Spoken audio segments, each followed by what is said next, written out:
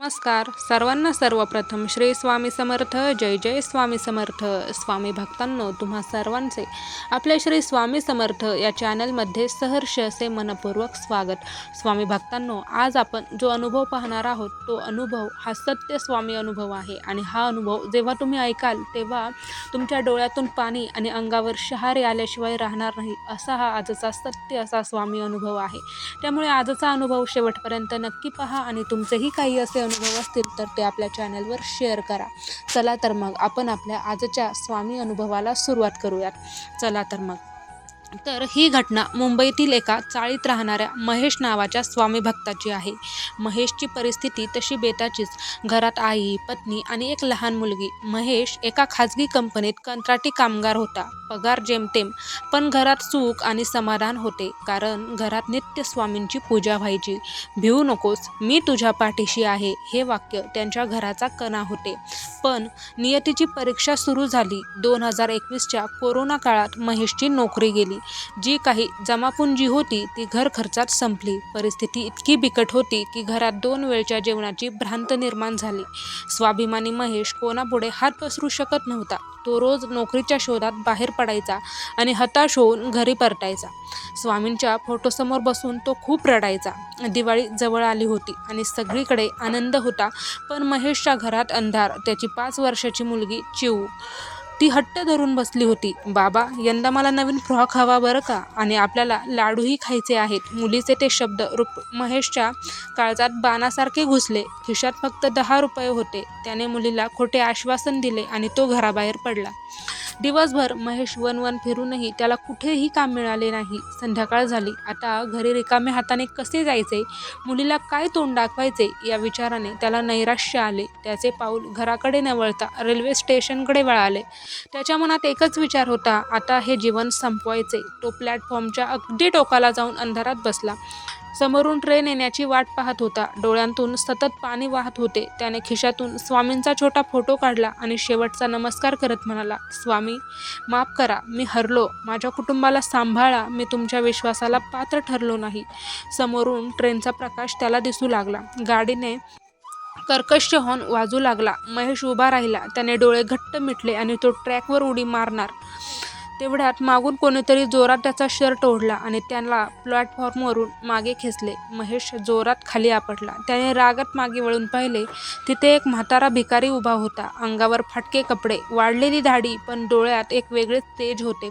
तो भिकारी महेशच्या कानाखाली देत जोरात ओरडला, अरे मूर्खा, काय करतोयस? त्याची मुरडीला दिलेलं वचन कोण पूर्ण करणार?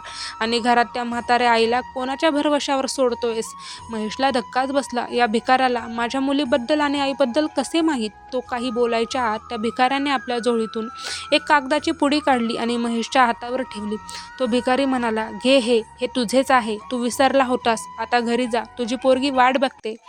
महेश गोंधळून ती पुडी उघडू लागला आणि उघडली तेव्हा त्याने पाहिलं तर आतमध्ये कडकडीत 5,000 रुपये होते. तो थक्क झाला. त्याने मान वर करून पाहिले तर तिथे कोणीच नव्हते. तो भिकारी काही सेकंदात गर्दीत दिसेनासा झाला होता.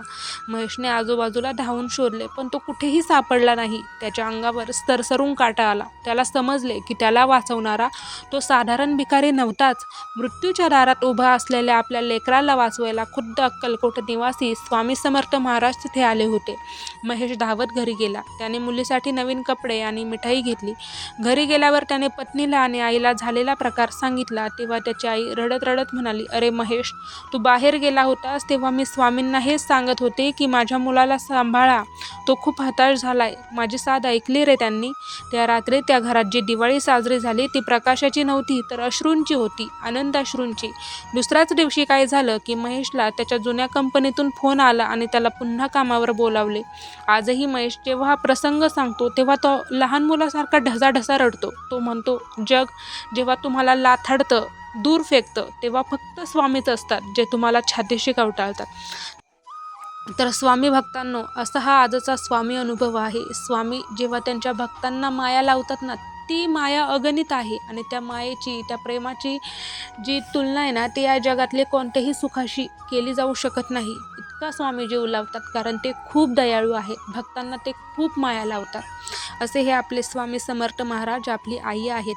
तर या अनुभवातून आपल्याला एकच कळतं की परिस्थिती कितीही वाईट असू दे, आत्महत्या हा पर्याय नाही. एक पाऊल मागे घेऊन फक्त मनापासून स्वामींना हाक मारा. ते कोणत्याही रूपात येऊन तुम्हाला नक्की सावरतील, नक्की वाचवतील, नक्की सांभाळतील आणि नक्की जपतील.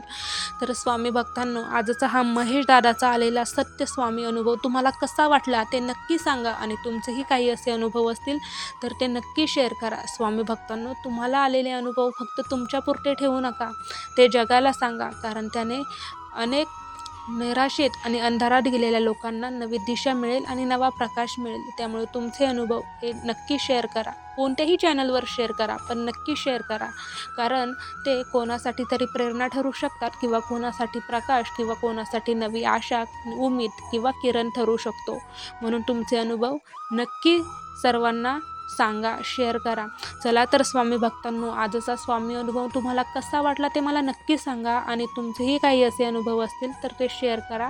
आजचा अनुभव आवडला असेल तर लाईक करा, शेअर करा आणि सबस्क्राईब करा. चला तर मग भेटूयात उद्याच्या नव्या अनुभवामध्ये, कारण आपल्या चॅनलवर म्हणजे श्री स्वामी समर्थ या चॅनलवर आपले श्री स्वामी समर्थ महाराजांचे अनुभव हे रोज रोज येत असतात. त्यामुळे रोजचे नवीन स्वामी संदेश आणि स्वामी अनुभव याचा आस्वाद घ्या. आणि तुमचेही काही असे अनुभव असतील तर शेअर करा. चला तर मग भेटूयात पुन्हा एकदा नव्या स्वामी अनुभवामध्ये. तोपर्यंत सर्वांना श्री स्वामी समर्थ. जय जय स्वामी समर्थ.